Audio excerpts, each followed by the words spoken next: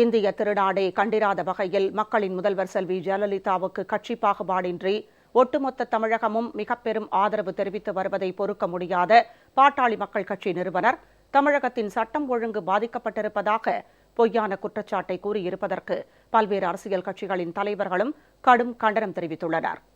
சாதியின் பெயரால் வன்முறை வெறியாட்டங்களை நடத்தியும் சமுதாய மக்கள் நலன் என தெரிவித்து தனது குடும்பத்திற்காக கோடிக்கணக்கான சொத்துக்களை குவித்தும் சுயநல அரசியல் நடத்தி வரும் பாமக நிறுவனருக்கு சட்டம் ஒழுங்கு பற்றி பேசுவதற்கு அருகதை கிடையாது என்றும் அவரது இந்த செயல் சாத்தான் வேதம் ஓதுவது போல் உள்ளது என்றும் அவர்கள் கடும் கண்டனம் தெரிவித்துள்ளனர். சாதி அரசியலின் முழு முதல் முகவரியாய் திகழும் பாமக நிறுவனர் ராமதாஸ் வன்முறை கலாச்சாரத்தை வாழ்க்கை முறையாக கொண்டு அரசியல் நடத்தி வருகிறார். பொதுமக்களின் இயல்பு வாழ்க்கையை முடங்கச் செய்யும் அளவுக்கு மரங்களை வெட்டி சாலையில் போட்டு போக்குவரத்தை தடுப்பது, பொது சொத்துக்களை சூறையாடுவது என சட்டவிரோத செயல்கள் அனைத்தையும் போராட்டம் என்ற பெயரில் பாமகவினர் கட்டவிழ்த்துவிட்ட வரலாற்றை தமிழக மக்கள் ஒருபோதும் மறந்திருக்க முடியாது. தேர்தல் களத்தில் தனித்து போட்டியிட்டு வெற்றி பெற முடியாத, மக்களால் முற்றிலும் புறக்கணிக்கப்பட்ட ராமதாஸ் தற்போது மூலையில் முடங்கி கிடக்கிறார். மக்கள் நலன் ஒன்றையே குறிக்கோளாக கொண்டு இரவு பகல் பாராது அயராது உழைத்து வரும் மக்களின் முதல்வர் செல்வி ஜெயலலிதாவுக்கு எதிராக எவராலும் ஏற்றுக்கொள்ள முடியாத உளறல் கருத்துக்களை ராமதாஸ் கூறி வருவது அனைத்து தரப்பினர் மத்தியிலும் கடும் அதிருப்தியையும் கொந்தளிப்பையும் ஏற்படுத்தியுள்ளது. தனது மகனின் அரசியல் அங்கீகாரத்திற்காகவும் பண பேரத்திற்காகவும் கூட்டணியை அடிக்கடி மாற்றிக்கொள்ளும் ராமதாஸ் மக்களின் முதல்வர் செல்வி ஜெயலலிதா குறித்து கருத்துக்களை வெளியிட அருகதை அற்றவர் என குற்றம் சாட்டுகின்றனர் பல்வேறு கட்சிகளின் தலைவர்கள். மருத்துவர் ராமதாஸை பொறுத்தவரையில் சட்டம் ஒழுங்கை பற்றி பேசுவதற்கு எந்த தார்மீக உரிமையும் அருகதையும் அவருக்கு கிடையாது என்பதை நான் தெளிவாக பதிவு செய்ய விரும்புகிறேன். இங்கே என்ன சட்ட ஒழுங்கு பாதிப்பு ஏற்பட்டிருக்கு? இங்கு அமைதியான முறையில் அனைத்து இந்திய அண்ணா திராவிட முன்னேற்ற கழகத்தினுடைய தொண்டர்கள் அவர்களுடைய தலைமைக்கு ஏற்பட்டிருக்கிற இந்த சூழலை கருத்தில் கொண்டு அவர்கள் உண்ணாவிரதம் இருப்பதும், அமைதியான வழியிலே கோவில்களிலே சென்று வழிபடுவதும், மொட்டையடித்துக் கொள்வதும், அவர் தங்களுடைய தலைவி விரைவில் அவர் சட்டத்தின் மூலமாக வெற்றி கண்டு சிறையிலிருந்து மீண்டு வர வேண்டும் என்கிற கோரிக்கை வைத்து ஆங்காங்கே பொதுமக்களுக்கு இடையிலும் இல்லாமல் போராட்டங்கள், உண்ணாவிரதங்கள், ஆர்ப்பாட்டங்கள் அமைதி வழியில் நடக்கிறது. எந்த பொது சொத்துக்கும் இன்றைக்கு பாதிப்பில்லை. இதையெல்லாம் திட்டமிட்டு அரசியல் அதிகாரத்திற்கு வர முடியாதவர்கள், கடந்த நாடாளுமன்ற தொகுதியில் 7 தொகுதிகளிலே டெபாசிட் இழந்தவர்கள், மக்கள் செல்வாக்கு இழந்தவர்கள் இன்றைக்கு இதன் மூலமாக ஒரு அரசியல் லாபம் தேடுவதற்காக இன்றைக்கு இவர்கள் எல்லாம் சேர்ந்து கொண்டு செய்கின்ற ஒரு சூழ்ச்சி வலை. வன்முறையை பற்றி ராமதாஸ் பேசுகிறார் என்பதுதான் அதிசயமாக இருக்கிறது. ஒடுக்கப்பட்ட மக்கள் மீது வன்முறையை கட்டவிழ்த்துவிட்டு அராஜகம் செய்வதற்காகவே மாமல்லபுரத்தில் சித்திரை முழு நிலவு திருவிழாவை பாமகவினர் நடத்தி வருகின்றனர்.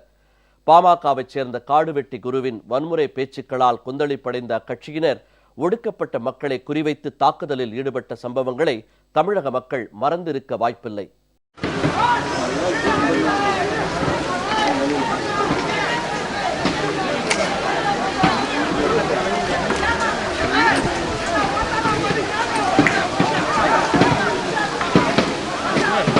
சட்டத்திற்கு என்றென்றும் மதிப்பளிக்கும் மக்களின் முதல்வர் செல்வி ஜெயலலிதாவின் வழியில் தமிழகத்தில் நடைபெற்று வரும் ஆட்சியின் சட்டம் ஒழுங்கு பற்றி வன்முறை அரசியலை கையில் எடுத்து சுயநல அரசியல் லாபம் அடைந்து வரும் ராமதாஸ் கருத்து தெரிவிப்பது சாத்தான் வேதம் ஓதுவது போன்றதாகும் என பல்வேறு தரப்பினரும் தங்கள் கண்டனத்தை தெரிவித்துள்ளனர். வன்முறையை பற்றி யார் பேசுவது? ராமதாஸ் அவர்களை பற்றி இந்த நாடே நன்கு அறியும். எவ்வளவு பெரிய வன்முறை தீய சக்தி என்பதை இந்த தமிழ்நாட்டினுடைய தீய சக்தியாக இருக்கின்ற கருணாநிதி அவர்களாலேயே தீய சக்தி என்று வர்ணிக்கப்பட்டவர் ராமதாஸ். ஏனென்று சொன்னால் வன்முறைக்கே அவர்தான் வித்திட்டவர், எல்லா வகையிலும் எல்லா சூழ்நிலையிலும். அப்படிப்பட்ட ராமதாஸ் அவர்கள் அடுத்தவர் மீது பழியை போட பார்க்கிறார். ஊழலை பற்றி ராமதாஸ் பேசக்கூடாது. ஏனென்று சொன்னால் தன் கூட்டணி வைத்துக் கொள்வதற்காக இன்றைக்கு யார் யாரிடமோ பேரம் பேசி போகிற அரசியல் கட்சி தலைவர்களே ராமதாஸும் ஒருவர். அப்படிப்பட்ட ராமதாஸ் அவர்கள் அம்மா அவர்களின் மீது ஊழல் குற்றச்சாட்டு சொல்வதற்கு எந்த விதமான அருகதையும் எந்த விதமான தகுதியும் இல்லாதவர் என்பதை நான் இந்த நேரத்திலே சுட்டிக்காட்ட கடமைப்பட்டிருக்கிறேன். அரசியல் காழ்ப்புணர்ச்சியால் போடப்பட்ட பொய் வழக்கில் பெங்களூரு நீதிமன்றம் மக்களின் முதல்வர் செல்வி ஜெயலலிதாவுக்கு எதிராக அளித்த தீர்ப்பை எதிர்த்து தமிழக மக்கள் தாங்களாகவே முன்வந்து அறவழி போராட்டங்களில் ஈடுபட்டு தங்களின் ஆதங்கத்தை வெளிப்படுத்துவதுடன் மக்களின் முதல்வருக்கு தங்களின் பேராதரவை தெரிவித்து வருகின்றனர். மக்களின் முதல்வர் செல்வி ஜெயலலிதாவுக்கு நாளுக்கு நாள் மென்மேலும் பெருகி வரும் பேராதரவை கண்டு பொறுத்து கொள்ள முடியாத ராமதாஸ் வாய்க்கு வந்தபடியெல்லாம் அறிக்கை விடுவதை இனிமேலாவது நிறுத்திக் கொள்ள வேண்டும் என்றும் பல்வேறு கட்சிகளின் தலைவர்கள் கண்டனம் தெரிவித்துள்ளனர். மகாபலிபுரத்திலே நடந்த கலவரத்திலே ஜாதி கலவரத்தை தூண்டிவிட்டு வன்னிய மக்களை பகடைக்காக மாற்றியவர்தான் ராமதாஸ் அவர்கள். சட்டத்தை பற்றியும் ஊழலை பற்றியும் பேசுகின்ற தகுதி இல்லாத ஒரு தலைவர் தான் ராமதாஸ் அவர்களும் அன்புமணி அவர்களும் என்பதை இந்த நேரத்திலே தெரிவித்துக் கொள்கின்றோம். தமிழகத்திலே சட்டம் ஒழுங்கை சீர்குலைப்பதில் பட்டம் பெற்றவர் தான் ராமதாஸ். அவர் தன்னுடைய மகன் மீது இண்டூரிலே இருக்கின்ற மருத்துவக் கல்லூரிக்கு அனுமதி வழங்கியதில் ஊழல் வழக்கு அவர் மீது இருக்கின்ற காரணத்தினால்தான் இதையெல்லாம் ராமதாஸ் அவர்கள் மறந்துவிட்டு இப்பொழுது உலர்கின்றார். முந்தைய ஐக்கிய முற்போக்கு கூட்டணி ஆட்சியில் ராமதாஸின் மகன் அன்புமணி ராமதாஸ் சுகாதாரத்துறை அமைச்சராக இருந்தபோது மத்திய பிரதேச மாநிலம் இந்தூரில் மருத்துவக் கல்லூரிக்கு அனுமதி வழங்கியதில் பெருமளவு லஞ்சம் பெற்றதாக குற்றம் சாட்டப்பட்டு தற்போது அந்த வழக்கை சிபிஐ விசாரித்து வருவதையும் அரசியல் கட்சிகளின் தலைவர்கள் சுட்டிக்காட்டியுள்ளனர். எப்பொழுதெல்லாம் தமிழினத்தினுடைய முதல்வர் புரட்சி தலைவி அவர்கள் இந்த நாட்டை ஆளுகிறார்களோ அப்போதெல்லாம் சட்டம் ஒழுங்கு எந்த அளவுக்கு சிறப்பாக செயல்பட்டது என்பதை இந்த நாடே அறியும்.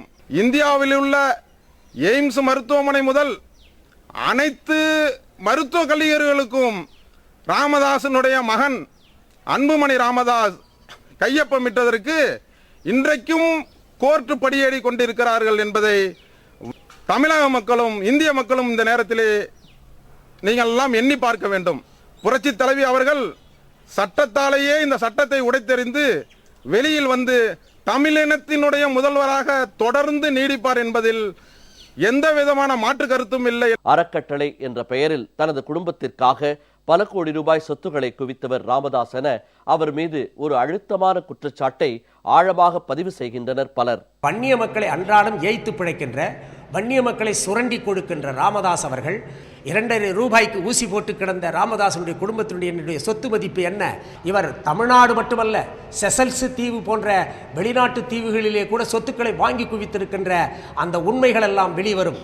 கோனேரி குப்பத்திலே இருக்கக்கூடிய அந்த சொத்துக்கள் எல்லாம் வெளிவரும். திண்டிவனத்திலே இருந்து புதுவை வரையிலே இடையிலே தைலாபுரம் தோட்டம் உட்பட அனைத்து இடங்களிலும் இவர் பல்லாயிரக்கணக்கிலே இடங்களை வாங்கி போட்டு குவித்திருக்கிறாரே. ராமதாஸ் இந்த சொத்துக்களை எல்லாம் எப்படி சம்பாதித்தார்? தமிழக மக்களால் முற்றிலும் புறக்கணிக்கப்பட்ட ராமதாஸ் அரசியல் அனாதையாகிவிட்ட நிலையில் தமிழக மக்களை தம் மக்களாக நேசித்து அவர்களின் வாழ்வு மேம்பட அல்லும் பகலும் அயராது பாடுபட்டு கொண்டிருக்கும் மக்களின் முதல்வர் செல்வி ஜெயலலிதாவுக்கு எதிராக கருத்துக்களை தெரிவிப்பதை தமிழக மக்கள் நிச்சயம் நிராகரிப்பார்கள். மக்களின் முதல்வர் செல்வி ஜெயலலிதாவுக்கு ஆதரவாக தமிழகமே ஓரணியில் திரண்டு நிற்பதை ஜீரணிக்க முடியாமல் வாய்க்கு வந்தபடி அறிக்கை வெளியிட்டு வரும் ராமதாஸையும் அவரது கட்சியையும் தமிழக மக்கள் ஒட்டுமொத்தமாக புறக்கணித்து ராமதாஸுக்கு தகுந்த பாடம் புகட்டுவார்கள் என்பதில் சந்தேகமில்லை.